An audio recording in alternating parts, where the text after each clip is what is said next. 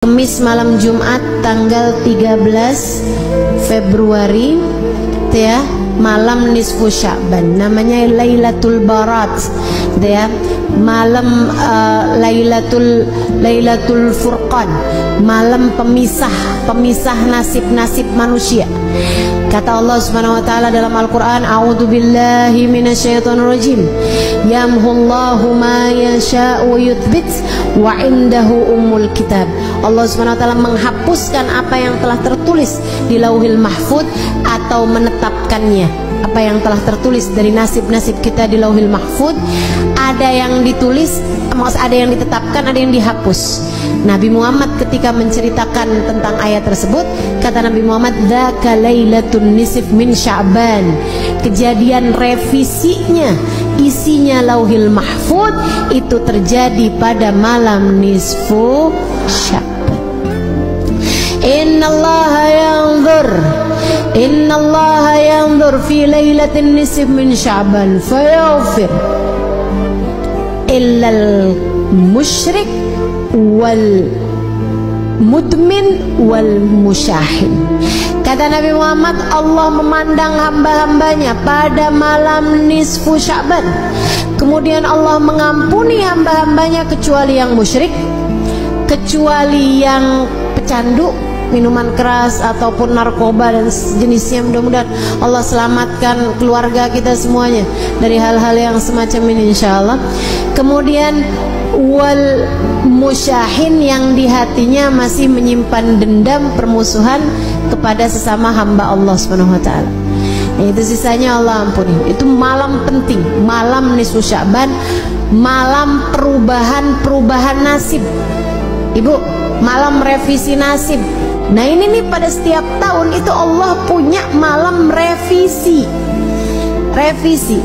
Jadi Allah Subhanahu wa taala ada yang netepin, ada hapusin apa yang telah tertulis di Lauhil Mahfuz dari nasib-nasib kita sekalian, dari rezeki kita, dari keadaan kita hidup di dunia nih.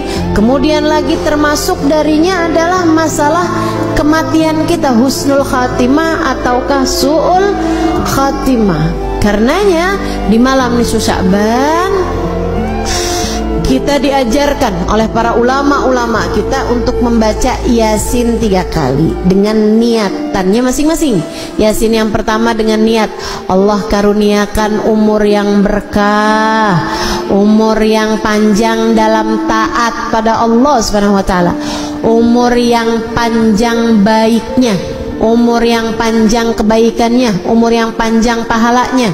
Bukan asal umur panjang waktunya, bukan, tapi yang minta kita panjangin, yang kita minta Allah panjangkan adalah panjang pahalanya, panjang berkahnya, panjang manfaatnya, panjang kebahagiaannya. Mau nggak panjang umur di atas tempat tidur terus? Nggak mau, kita nggak mau. Makanya kita minta pada Allah Subhanahu wa taala umur yang berkah, umur yang dalam taat pada Allah Subhanahu wa taala.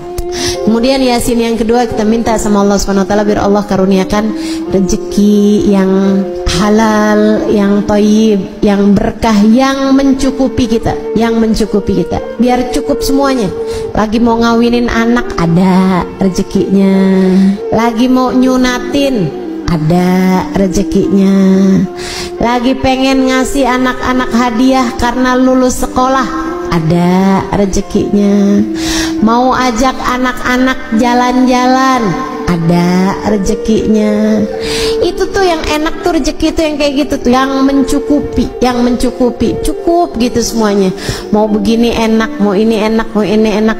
Dan gak semua orang punya rezeki yang mencukupi. Kadang rezekinya banyak tapi kayak gak cukup aja gitu. Ada yang kayak gitu. Nah kita minta sama Allah tuh rezeki yang halal, yang thayyib, yang berkah, yang mencukupi kita sehingga nggak lagi tertarik merezekinya orang. Gitu udah cukup kok, alhamdulillah. Itu yang kita minta sama Allah Subhanahu wa taala. Juga rezeki-rezeki yang lain, karena rezeki itu bukan cuma urusan uang. Rezeki itu bukan cuma urusan harta, teman-teman. Kesolehan anak-anakmu itu adalah rezeki yang jauh lebih tinggi nilainya daripada sekedar rezeki harta. Betul nggak? Ibu-ibu saudaraku sekalian saya muliakan, rezeki kesehatan menurutmu Enakan banyak duit tapi sakit, apa enakan sehat walaupun duitnya pas-pasan? Bisa sehat banyak duit ustazah, kan nggak jadi pilihan. Bagaimanapun kan tetap lebih enakan kesehatan. Jadi kesehatan itu rezeki lebih mahal daripada rezeki harta gitu. Nah, kita minta semuanya, mau Allah Subhanahu wa taala rezeki harta yang thayyib, yang berkah. Kita minta juga sama Allah rezeki kesehatan badan kita, keluarga kita, gitu kan ya. Kita minta juga sama Allah kesolehan diri kita, kesolehan keluarga kita, jadi ahli taat semuanya, jadi ahli ibadah semuanya, insya Allah. Kemudian Yasin yang ketiga, kita minta sama Allah Subhanahu wa taala ini yang paling penting dalam kehidupan kita, yaitu dengan niat semoga Allah karuniakan kepada kita kematian dalam husnul khatimah, biar mati di saat iman begitu kuat dalam hati kita. Kita minta pada Allah agar di saat ajal menjemput kita, kita dimatikan dengan membawa iman dan Islam, bawa cinta pada Allah, bawa cinta pada Rasulullah, membawa bekelan amal-amal soleh, dan membawa dosa-dosa yang telah diampuni Allah Subhanahu wa taala. Jadi pulang nggak pakai bawa dosa lagi, karena semua dosa-dosanya telah diampuni Allah Subhanahu wa ta'ala. Itu yang kita minta pada Allah Subhanahu wa ta'ala, itu yang kita harapkan dari Allah Subhanahu wa ta'ala. Jadi nanti malam nisfu Sya'ban kerjakan apa yang tadi telah saya sampaikan, baca Yasin 3 kali. Habisnya nisfu Sya'ban yang gak biasa puasa sunnah gak boleh lagi puasa sunnah, tapi yang masih punya hutang puasa wajib tetap boleh mengerjakannya sampai di hari terakhir Sya'ban sekalipun.